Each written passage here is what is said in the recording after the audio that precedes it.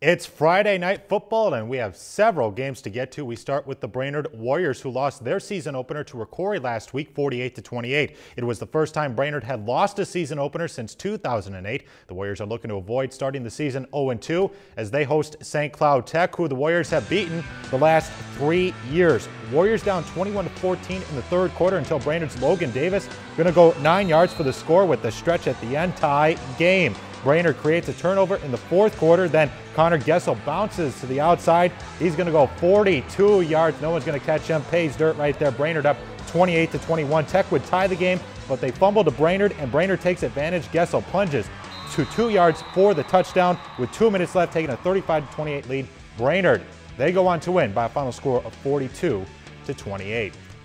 If you've enjoyed this segment of Lakeland News, please consider making a tax-deductible contribution to Lakeland Public Television.